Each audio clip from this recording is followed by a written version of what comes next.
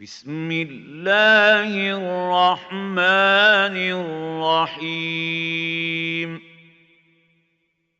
هل أتاك حديث الغاشية